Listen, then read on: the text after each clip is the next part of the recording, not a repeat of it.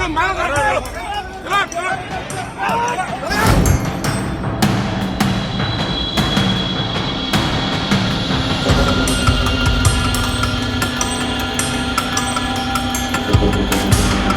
मैं बता दूं आपको, हम हरियाणा का जिला है नूह मेवात।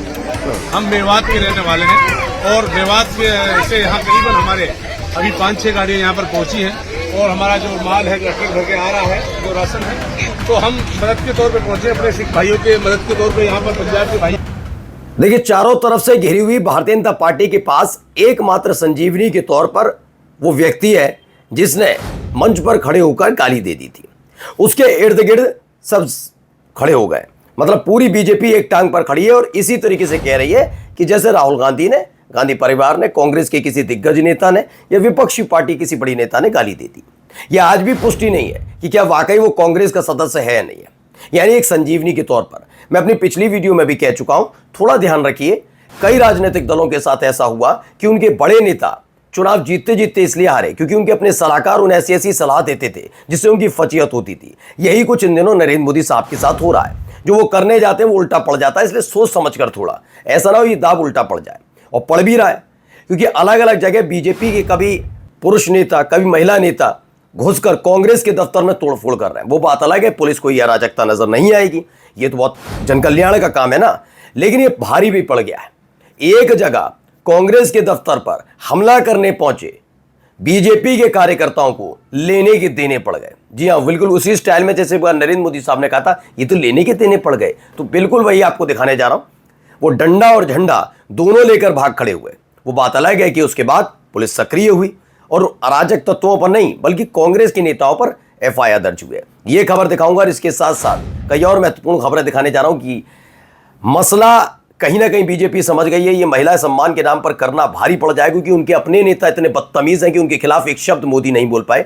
इसलिए दूसरी तरफ भी किसका आया जा रहा है, क्या वो पुरानी वाली शैली हिंदू मुसलमान तुम हिंदू मुसलमान, दिखाता हूं। नमस्कार, मैं हूं प्रज्वल गौतम और आप देख रहे हैं द लाइव टीवी।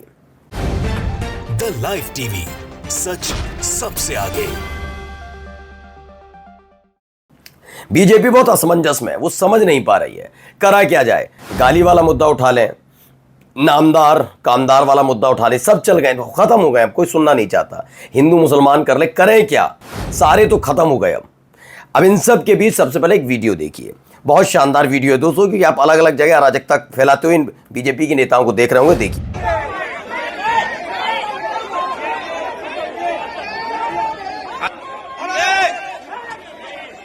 ये देखिए,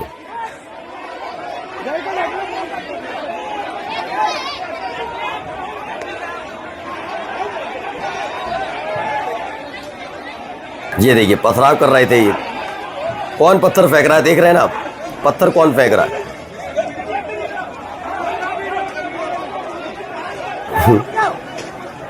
लेकिन वैसा ही उधर से जवाब मिला। पूरी वीडियो आपको इसीलिए दिखा रहा हूं, पथराव कौन कर रहा है।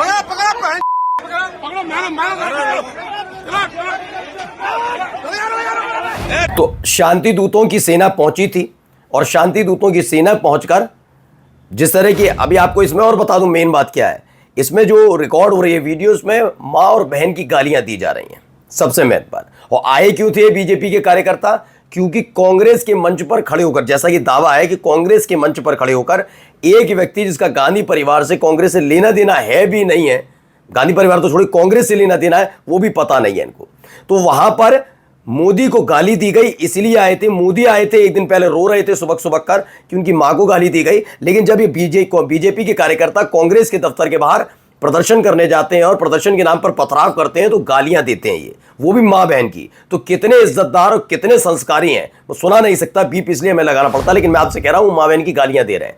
अब आप सोचिए, ये इनकी नैतिकता है। मैं कह रहा हूं ना, शराफत की चादर खिंच गई है मोदी जी।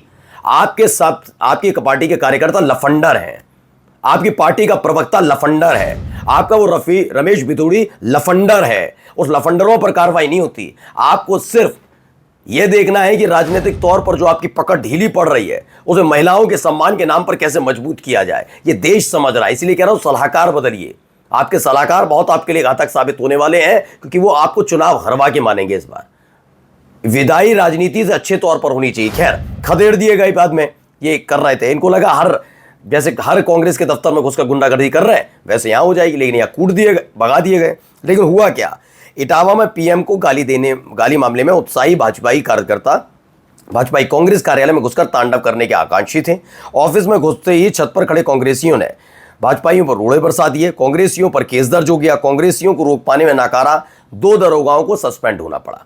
मतलब अधिकार दिया गया है क्या बीजेपी के लंपटों को कि ये घुसकर कहीं पर भी गुंडागर्दी करेंगे। ये स्पष्ट कर देना कि हाँ कांग्रेस वालों तैयार रहो, तुम्हारा दफ्तर खाली कर दो, वहां तोड़फोड़ करने दो, या तो ये आदेश भाई कानून बनाने में तुम अव्वल हो ना, कर दो फिर। ये तमाशे क्यों। और सोचिए उसी समय माँ बहन की गालियां देते हैं, ये सम्मान करेंगे महिलाओं के लंपट कहीं के। खैर इनसे उम्मीद भी क्या की जाए जिनकी सारी की सारी पार्टी महिला विरोधी आज तक एक राष्ट्रीय अध्यक्ष नहीं बना पाए। बीजेपी में एक महिला राष्ट्रीय अध्यक्ष देगा, आरएसएस नहीं दे पाता। ये महिलाओं के सम्मान की बात करते, गैरत थोड़ी गैरत तो रखो। चलिए, बहुत कहानियां सुनाई थी हमारे देश की मीडिया ने कि पुतिन इंतजार करते रहे, मोदी जी नहीं आ रहे थे तो वो जा नहीं पा रहे थे। वो कह रहे ना घर की चाबी तो मोदी के पास है, होटल की चाबी तो मोदी के पास है। इस टाइप पूरी कहानी की मोदी ना होते तो ये ना होता और वो ना होता। ये तस्वीरें पुतिन ने मोदी के लिए पूरे 10 मिनट के लिए इंतजार किया। गोदी मीडिया ने खबर भी चलाई बहुत चीख कर।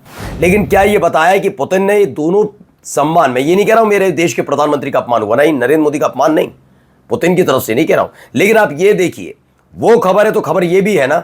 खबर देखिए क्या कह रहे हैं, जरा सुन लीजिए। And I have to say that Pakistan remains our traditional partner in Asia. We cherish the relations between our countries and I would like to... दरअसल मैं ये खबर क्यों दिखा रहा हूं, मैं आपको बताऊं कि हम लफ्फाजियों वालों में से नहीं है। मैं खुद कहता हूं हम देशभक्त हैं, हमें अपना देश प्यारा है। पाकिस्तान की ऐसी कम तैसी मैं बोल रहा हूं। लेकिन सवाल ये उठता है ना कि हम देशभक्ति का प्रमाण कैसे है। क्या झूठ बोलकर मैं जबरदस्ती मैं उन गोदी मीडिया के एंकर्स की तरह चीखूं, कराची में घुस गए, इस बंदरगाह पर हमला हो गया इस्लामाबाद हमारा। हम ऐसी झूठी खबरें नहीं फैलाएंगे।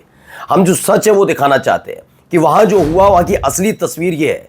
जबरदस्ती देश को गुमराह करके ये गोदी एंकर करते क्या है कि चुनावों के दौर में ऐसी तस्वीरें दिखाकर देश को गुमराह करते हैं, जबकि सच कुछ और होता है। यकीन मानकर चलिए, इनका कोई ईमान धर्म नहीं है। जिन्होंने कल 2 महीने पहले तक जिस डोनाल्ड ट्रंप को अपना सगा चाचा और ताऊ बना रखा था, आज उसी को कोस रहे हैं। तो ये सगे किसके, आप सोचिए। ये सिर्फ एक पार्टी, एक व्यक्ति के प्रति समर्पित है, क्योंकि वो मालूम है वो पार्टी सत्ता में है और व्यक्ति इस समय सत्तासीन है। अगर एक खिलाफ लिखी तो चैनल बंद हो जाएगा, बेरोजगार हो जाएंगे। इसलिए अपनी बेरोजगारी के लिए तमाम लोगों को बेरोजगार करने पर तोले। लेकिन हम आपको सच खबर दिखाएंगे, ये भी वहां पर हुआ था। ये भी पुतिन ने उतनी ही इज्जत पाकिस्तान के प्रधानमंत्री को भी दे दी थी। तो अंतर ऐसा नहीं है कि डंका बज गया, झूठ लिखते हैं जितने लिखते को, डंका पंका चंका मंका बज गया, कुछ नहीं, नॉर्मल था जैसे था।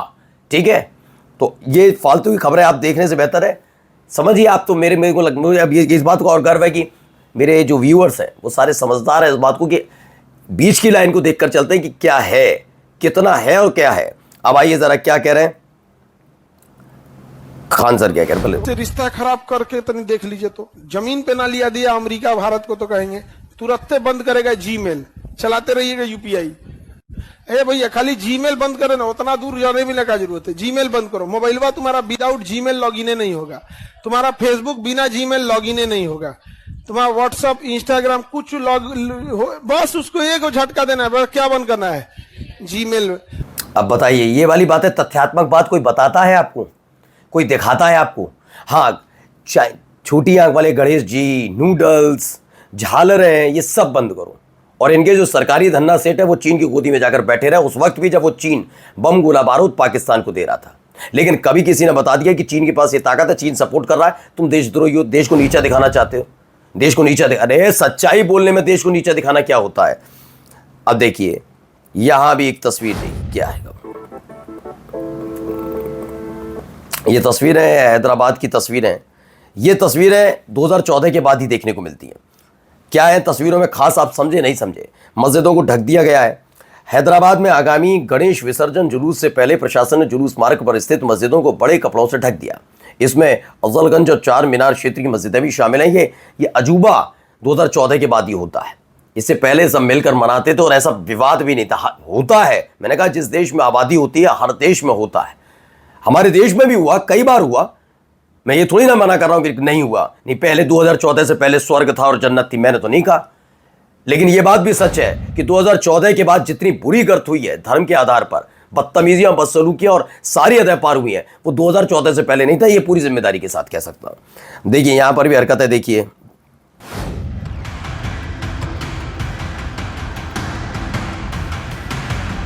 तो एक मुस्लिम महिला है, बुजुर्ग को दान, और बुजुर्ग कौन धर्म का है आप समझ सकते हैं। अयोध्या में एक साधु की हेल्प करती बुर्का पहने मुस्लिम महिला। कुछ लोग अभी भी इस समाज में नफरत फैलाकर अपनी कुर्सी बचा रहे हैं, लेकिन क्या ही कहा जाए इन लोगों के लिए। खैर तस्वीरें बहुत निकलती हैं, यहाँ पर भी जरा बयान सुनिए। ਹਾਂਜੀ ਭਾਜੀ ਅੱਜ ਹੜ੍ਹ ਪੀੜਤਾਂ ਦੀ ਸੇਵਾ ਲਈ ਤੁਸੀਂ ਪਹੁੰਚੇ ਹੋ ਜੀ ਤੇ ਕਿੱਥੋਂ ਸੇਵਾ ਲੈ ਕੇ ਪਹੁੰਚੇ ਆ ਤੇ ਕਿਸ ਤਰ੍ਹਾਂ ਤੁਹਾਡਾ ਕੀ ਲੈ ਕੇ ਆਏ? साथियों मैं बता दूं आपको, हम हरियाणा का जिला है नूह मेवात, हम मेवात के रहने वाले हैं और मेवात से दरअसल मैं बता देता हूँ, ये नूह मेवात से आए थे, हरियाणा से, और ये भारी तादाद में अपने साथ सामग्री, खाद्य सामग्री और सहायता की सामग्री, मदद सामग्री लेकर पहुंचे थे, मदद लेकर पहुंचे। पंजाब में हालत क्या है। मैं नूह मेवात का जिक्र क्यों कर रहा हूं, आपको पता ही होगा, साल 2023 था, एक शोभा यात्रा निकल रही थी, उसमें उत्पात होता है। उसमें बता दिया जाता है कि जितने मुसलमान हैं ना नूह में रहने वाले, ये हिंदुओं से चिढ़ते हैं और इसीलिए उन्होंने शोभा यात्रा पर हमला किया। जबकि नूह के रहने वाले हिंदुओं ने भी कहा था, जितने लोगों ने वहाँ उत्पात किया, हिंदू समाज के लोग कर रहे थे, तलवारें लहरा रहे थे, डंडे लहरा रहे थे, तो वो हमारे थे ही नहीं नूह के, वो बाहर से बाकायदा प्रायोजित होकर आए थे, लेकिन उनकी बात नहीं सुनी। आनन फानन में कार्रवाई की गई, वहाँ से खदेड़ा गया मुसलमानों को, वहाँ के घर तोड़ दिए गए। ये आधिकारिक तौर पर हुआ। ये देख लीजिए नूह मेवात के मुसलमान करते क्या, चाहते तो नहीं आते, कर रहे हैं ना। तो ये नफरत फैलाना बंद करो। मैं कह रहा हूँ नफरत की दुकान बंद होने जा रही है। बहुत का आपने हंसी उड़ाई ना, मोहब्बत की दुकान राहुल गांधी है। ये व्यक्ति होना, राहुल गांधी होना, मोदी होना बहुत आसान है। मैं आज भी बता रहा हूँ, शायद सुनने को बुरा लगे, मोदी होना बहुत आसान इसलिए है कि जब आप गुजरात के मुख्यमंत्री थे तब आप पर लगा था आरोप, और आपकी जिस दिन कुर्सी चली जाती, यकीन मानकर चलिए आपकी राजनीति उसी दिन खत्म हो जाती। वो तो आडवाणी थे जिनकी वजह से आपकी कुर्सी बची, जिसकी वजह से आज भी सत्ता के दम पर रहकर आपने क्या क्या नहीं किया, और एक मुख्यमंत्री से प्रधानमंत्री तक पहुंचे। एक व्यक्ति जो ऐसे किसी पद पर नहीं पहुंचा, उसके बाद आपकी ट्रोल आर्मी से आपने बहुत पैसा खर्च करके जो एजेंडा सेट किया गया पप्पू वाला, उससे लड़के पहुंचा है। यकीन बता के चल रहा हूं, नहीं लड़ पाएंगे नरेंद्र मोदी साहब, बिना सत्ता के नहीं लड़ सकते ऐसी चीजों से। अब आइए, पूरा पंजाब डूब चुका है। देखिए तस्वीरें, ये तस्वीरें देखिए, ये पंजाब डूब चुका है, दुनिया में चर्चा हो रही है, भारत सरकार और मीडिया चुप है।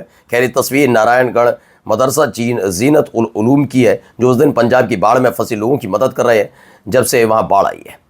ये और तस्वीर देखिए, पंजाब की बाढ़ की जनरल मिरर की हुई खबर देखिए। तो जनरल मिरर की खबर भी है, इसमें भारी तादाद में पहुंचाया जा रहा है। वेलफेयर सोसाइटी कमेटी है, उसने खाना पानी वगैरह ये सब तमाम चीज़ें पहुंचाई। और जाते जाते सबसे महत्वपूर्ण खबर भी एक और आपको दिखाने जा रहा हूँ।